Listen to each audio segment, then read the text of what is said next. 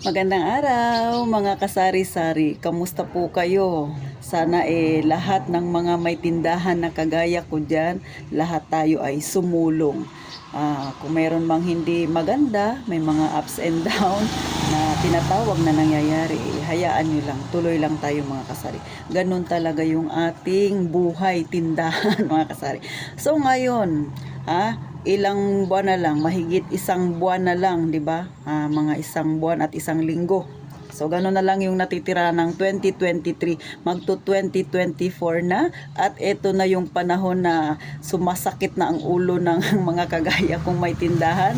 Bakit? Kasi renewhan na pagka January. Dito sa amin ay January yung schedule ng mga may business. So yan yung time na magre-renew ka. So January 2, sakto yan, Martes, so bukas na talaga ang City Hall mga kasari. Kayo ba, meron na ba kayong naipon na pang-renew ninyo? Magkano ba talaga ang inihahanda ko? Sana makapagbigay sa inyo ng tips, idea, lalo na sa mga baguhan o yung ngayon pa lang kukuha ng kanilang permit sa tindahan, magka-idea kayo kung magkano mga kasari. So ako po, bago pa matapos ang taon ay may naipon na ako. So January pa lang, 'di ba, pagka-renew ko. Pagkatapos ng renew ng January, nag-aalkansya na ako. Yung alkansya ko na yun ay iniipon ko para sa susunod. Kunwari ngayon 2024, magre-renew ako. So pagkatapos kong mag-renew ng permit, pagka dyan sunod na araw, naghuhulog na ako sa alkansya ko. Kasi nga, pang ang renew ko yan para sa susunod na naman na 2025 ha. Kung ngayon 2024 yung pinag-uusapan natin. So ganun po. Bakit ko ba ginagawa na mag-alkansya ako? Kailangan ba talaga yun? Kung kayo po ay may extra pera, walang problema doon. Pero sa ito ay sinishare ko sa inyo yung aking ginagawa kasi ako ay wala namang extra pera. Hindi naman ako medyo yayamanin mga kasari. Ako ay normal lang na nagtitindahan. Ang mga sinishare ko sa inyo yung mga araw-araw na nangyayari sa aking tindahan at saka yung mga technique na aking ginagawa. Tips na pwede rin namang magkaroon ng idea sa iba dyan na bago pa lang magre-renew ng kanilang permit, yung mga baguhan pa lang sa nagtitinda. Pero syempre sa mga datihan na alam na nila yung pasikot-sikot kaya wala nang problema sa kanila. Pero hindi ko alam kung sila ay ganito din, pero ako ganun mga kasari. So unang buwan pa lang nag-aalkansya na ako, tuloy-tuloy yan. Tayo ay may 365 days sa loob ng isang taon. So, nasa sa inyo yan kung i-divide ninyo kung magkano ba yung gusto ninyong i-alkansya. Let's say, sabihin natin 10K ang gusto ninyong i-alkansya. Magkano ba dapat ang hihulog nyo sa araw-araw? So, ako naman, kunwari, ang hulog ko dapat sa araw-araw ay 20 pesos. Minsan, pagka medyo malaki yung kinita ko, naghuhulog ako ng 50 pesos. So, basta hindi ako bababa doon sa target ko na hinuhulog na tuwing araw-araw. Kunwari, ang target ko talaga ay 20 lang talaga araw-araw. So, maliit man, kung masyadong maliit yung aking kinita, naghuhulog pa rin ako ng 20 pesos. Basta hindi siya bababa doon kasi yun ang target ko araw-araw na dapat na maipon ko. Pero pagka malaki yung aking kinita ng araw na yun, naghuhulog ako ng mga 50, minsan 100. So nakadepende yung aking hulog na mas mapalaki ko sa kinikita ko or sa benta ko sa buong maghapon mga kasari. So ganun po yung tekniko. So dahil ngayon, ilang araw na lang magpapalit na ng buwan, magde-December na. So ipakita ko sa inyo kung ano ba yung aking ipunan, ano ba yung aking lagayan mga kasari. Ito yung aking lagayan, makikita mo mga kasari. So, plastic na naman, di ba? Kita ninyo, may mga dikit-dikit pa yan, itim-itim pa yan. Yan yung pinaglagyan ko ng packing tape. Kasi nga, ito ay nilalagyan ko ng packing tape, paikot. Tapos, binutasan ko dyan sa gitna. Minsan, buo yung hinuhulog ko, pero bagong papel ng 20 pesos para hindi siya mabigat. O kaya, 50 pesos, minsan 100. Minsan, coins. Depende, pagka walang bagong 20 pesos or 50, so coins yung hinuhulog ko dito. Kaya may butas siya dito mga kasari. Tapos, ito ay nilalagyan ko ng packing tape. So kita nyo yung dumi niya, no? Dahil binuksan ko na siya kasi chinek ko na kung magkano na ba yung aking naipon. Ang target ko talaga mga kasari sa loob ng isang taon dapat ako ay maipon na 10,000. Mantakin yung mga kasari sa simpleng sari-sari store. Tindahan ko na maliit. So makikita mo 'di ba? So yan lang yan siya mga kasari. Tapos dito sa kabila ay mayroon pa yan diyan mga sabon. Kung ano yung lapad niyang nakikita niyo sa harapan, yun din yung lapad dito sa kabila.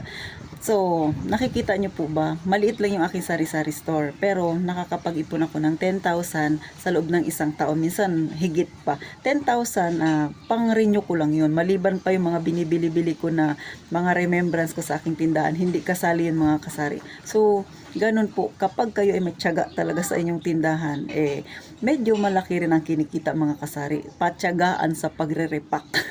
O, mabalik tayo dito sa aking kinikwento sa inyo. So, ito yung aking lagayan. Huwag nyo nang pansinin yung dumi na yan kasi sa packing tape yan kasi nga binuksan ko na siya. So, ngayon, kahapon ko siya binuksan. So, ganyan lang yan laman niya ngayon. So, ngayon, ipapakita ko sa inyo ilan na ba yung naipon ko. So, mga kasari, wala pang December. Dapat ang target ko ay dapat hanggang December makaipon ako ng 10K. So, wala pang December, meron na po akong 10K na naipon. So, makikita nyo panay-barya-barya na. Kasi nung mga kahapon, panay-barya siya. So, pinalitan ko na siya ng buo, medyo buo. Pero hindi lahat buo kasi pagdating ng City Hall, kailangan mo rin ng mga barya. Kailangan may mga bills ka rin na medyo, may small bills ka rin dapat. So, ganyan po yung aking ginagawa para makapag-ipon. So, hindi na ako mamumroblema ngayong January to ng pang-renew kasi nakompleto ko na siya. Wala pa siyang December, nakompleto na siya. So, may target naman ako na panibagong pag-iipunan. So, kailangan ko ng 2,000 para, syempre, pang-pauna ko naman sa iba ko pang mga bayarin. So, kasi ako ay, hindi ko alam kung ganito rin kay mga kasari. Ako ay may mga lista-lista, mga ganito. Mga maliliit na papel, may mga note yan. Kunwari, nakalagay doon na 10,000 para sa pang-renew. Tapos 2,000 para sa ganito. So, may goal ako. Kada taon-taon may goal ako. So, kapag na-reach ko na yung goal na yun, chinichikan ko na. 'Di ba sa list ko, sa wish list ko. Chine-check ko na siya. Tapos titingnan ko, ito pa yung hindi nangyayari. So, ganun ako mga kasari. Kasi nga, para maganda kasi yung may target ka, may goal ka kasi nga napipilitan ka talaga. Sabi ko nga sa inyo, minsan kahit masama yung pakiramdam mo, kailangan mong bumangon kasi nga iniisip mo may mga bayarin ka, may dapat kang pag-ipunan. Lalo ako, 20 pesos araw-araw yung dapat kong i-alkansya dito kasi para makapag-ipon ako ng pambayad ko sa tindahan. Kaya minsan kahit hindi kagandahan yung nararamdaman ko, nagbubukas pa rin ako at nanghihinayang talaga ako na hindi magbukas. Lalo na kapag ikaw ay mahal mo yung iyong ginagawa, yung iyong trabaho, nalulungkot ka pag hindi ka nakakaabot doon sa goal mo. So, kayo ba mga kasari, ganun din? So, ngayon, masaya na ako kasi November pa lang, tapos ko na po yung aking pinag-ipunan na para sa City Hall, meron na akong pambayad. So, mayroon na naman akong panibagong pinag-iipunan mga kasari.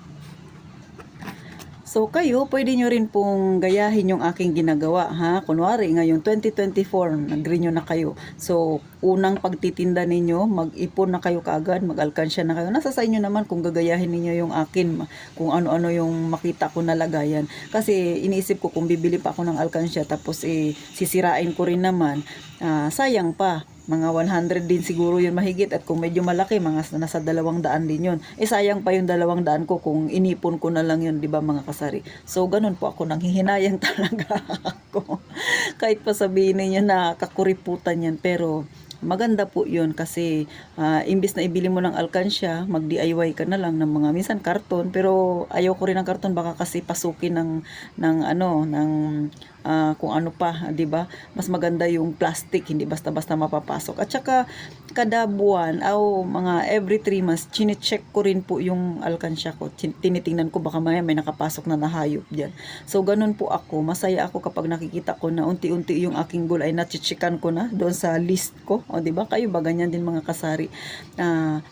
simpleng kwentuhan lang to mga kasari. Maaaring makapagbigay sa inyo ng idea para kung kayo ay may tindahan o mga nag-iisip ng tindahan na gusto ninyong inegosyo, ano ba yung mga dapat ninyong gawin. Kasi kung bago ka palang mag-iipon, kung kailan na malapit na yung renyuhan, sasakit ang ulo mo. Hindi katulad yung malayo pa lang, parang ini-enjoy mo lang yung paghuhulog mo sa alkansya mga kasari. Bawas ka ng stress. At ngayon pa December nabawasan din yung stress mo. O, di ba mga kasari? So, thank you po sa mga nanood. Sana nakapagbigay ako ng kaunting kaaliwan, kaunting idea, makatulong sa inyo dyan, sa mga may maliit na negosyo na gaya ng akin, na mag-uumpisa pa lang na mag-renew ng permit nila. At saka, syempre, sa mga wala pang negosyo dyan, o, di ba? Makatulong tayo, sasabihin nila, ay ganyan pala yung mga ginagawa ng mga may tindahan.